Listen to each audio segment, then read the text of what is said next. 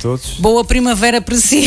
E para toda a gente. E para os seus filhos, bom dia do estudante, que é os dois temas que vamos trazer hoje. O primeiro, porque de facto há algumas pessoas que relacionam uma depressão, nem que seja mais ligeira, com a chegada da primavera. Isso é possível, psicologicamente falando? Sim, é engraçado porque as alterações sazonais têm uma grande influência na nossa saúde mental.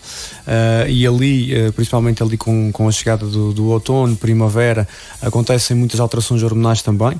A nível da produção dos neurotransmissores também, a menor exposição ao sol, menos vitamina D, tem alterações fisiológicas no nosso corpo, e uma delas é na produção de serotonina, que é conhecido como neurotransmissor do bem-estar, que é essencial, neste caso, aqui à nossa qualidade de vida nesse aspecto, e é um dos neurotransmissores que pode ser alterado num diagnóstico clínico de depressão. Aliás, quase sempre existe alteração nesse neurotransmissor.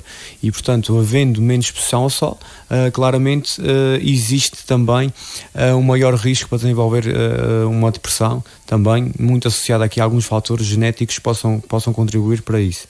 Relativamente à primavera, faria sentido que nós nos sentíssemos mais felizes e com os dias maior exposição solar, que contradiz exatamente aquilo que eu disse. Então, por que razão é que isso acontece? Tem aqui alguns fatores que são interessantes, e um deles é toda a gente à nossa volta se começa a sentir melhor. E toda a gente à nossa volta começa a ficar mais bem disposta, a querer fazer mais coisas, etc. E aquela pessoa que se calhar já sofreu alguma alteração, sentiu-se mais cansada, teve alteração do sono no período do inverno, se calhar ou começou a dormir menos bem, ou começou a dormir demais, com falta de energia, com alterações também no apetite.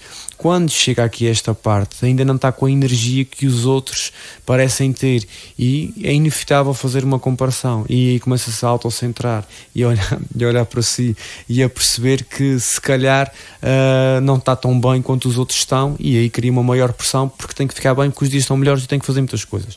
E o problema é que nesse aspecto às vezes é exatamente o contrário, e causa ali uma maior intensidade na necessidade de estar bem. E depois eu acrescentaria aqui, a usar da minha qualidade de mulher, há também aquele fator do pré-férias, digamos assim.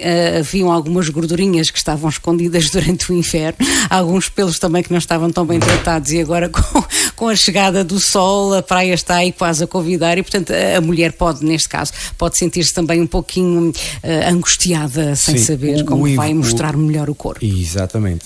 Aqui a exposição corporal também pode contribuir para isso, claramente. No inverno há sempre uma maior inércia, digamos assim. A pessoa está muito menos ativa, o tempo assim também não a convida, etc.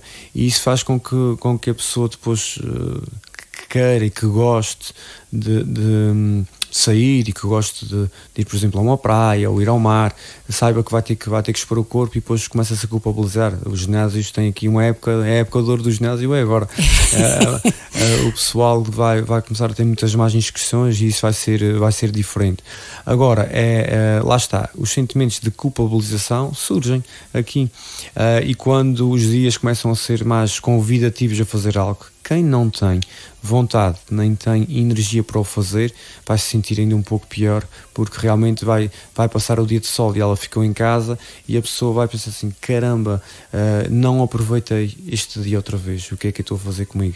E aí começa-se a centrar numa espiral muito negativa, e começam também a surgir os pensamentos automáticos negativos, como a catastrofização, ou seja, que é atribuir um significado negativo muito maior, muito mais significativo a uma situação que se calhar na realidade não o é, mas que é feita uma avaliação diferente.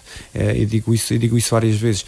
Nós reagimos às situações mediante as avaliações que fazemos das situações, e essas avaliações são condicionadas pela nossa capacidade de conseguir interagir naquela situação ou não, de resolver ou não. Se eu acho que tenho capacidade para resolver aquela situação, para intervir naquela situação, para me ajustar àquela situação, eu vou reagir bem. Se eu acho que não consigo, vou desenvolver um stress mais significativo. E aqui depende também muito do nosso humor. Se nós tivermos sol, entre aspas, por cima de nós, mais facilmente vemos a situação com os olhos bonitos. Se for um dia mais cinzento, se nós estivermos numa fase fase menos positiva, aí com certeza que será mais difícil nós acharmos que vamos conseguir nos ajustar a determinado desafio que temos pela frente.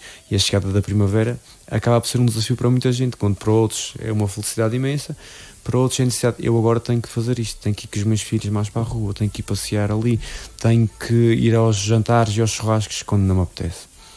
Então, se aparecer uma pessoa a dizer-lhe isto, eu sei que é estranho, mas a chegada da primavera está a pôr-me a mim mais triste, mais angustiada, quais são as suas palavras de encorajamento? Olha, uma das coisas que eu digo e tento dizer a essas pessoas todas, mesmo que nós não tenhamos vontade de sair, etc., nos dias de inverno, há sempre dias de sol nos dias de inverno, e nesses dias é muito importante que as janelas das casas sejam abertas, que a luz entre na própria casa, que a pessoa possa ir dar um simples passeio nesses dias de sol, dentro dos invernos rigorosos, e até tivemos um inverno relativamente rigoroso.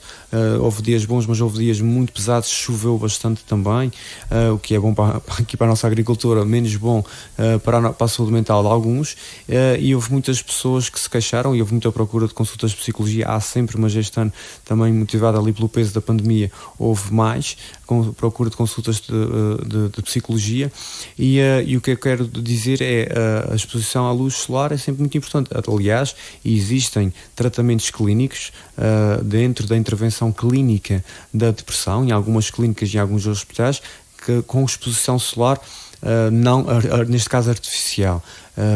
E se pesquisarem terapia da luz de depressão, por exemplo, podem ver alguns dispositivos de luz que são para colocar nas secretárias dos escritórios, ou mesmo eu penso que até nos próprios tablets há uma aplicação que pode haver, é uma expressão de uma luz fluorescente assim muito intensa para estimular ali a produção de alguns neurotransmissores. Então, como disse, é que não esperar para a chegada da primavera para começar a sair, mas já no inverno começar a preparar e a evitar esta pressão. Exatamente, de uma forma gradual, para que não haja esta pressão quando chega a primavera e passarmos de um 8 para um 80, assim sem mais nem menos. É importante nós conseguirmos nos ajustarmos de uma forma mais regular. Uma curiosidade que não a vivemos tanto aqui nos nossos países mais latinos, mas que é interessante também. Nos Estados Unidos ou outros países há muitas pessoas solitárias em que as suas maiores companhias, isso é uma curiosidade interessante, são as séries de televisão, é na primavera quando as temporadas acabam e há aquele gap, aquele período entre a temporada que acabou e a nova temporada que só sai em julho, que é normalmente quando saem as novas temporadas é ali em julho.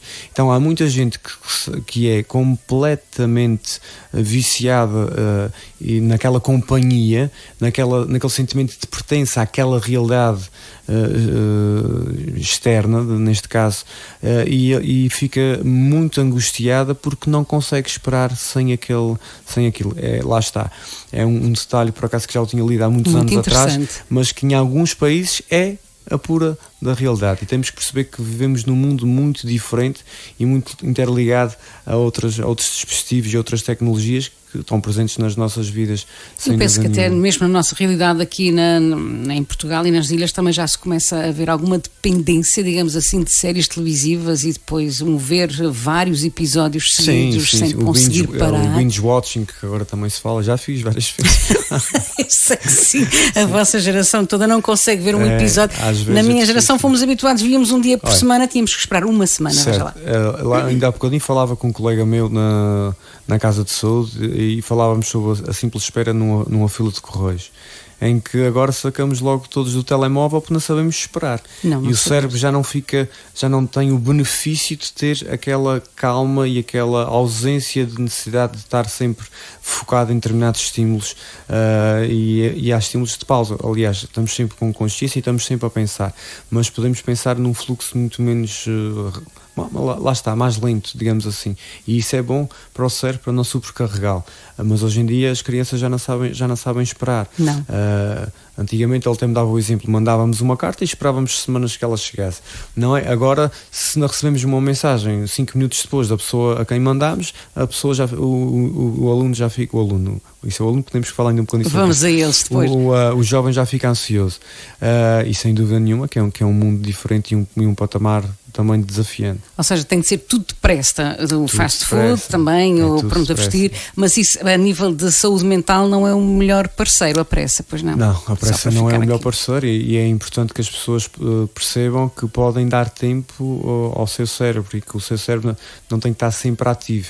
E uma das piores coisas que se pode fazer acaba por ser mesmo um multitasking, que é funcional e que é bom, mas que as empresas abusam às vezes dos seus funcionários e desgastam-nos, e não é à toa que eles depois ficam cansados e não conseguem trabalhar.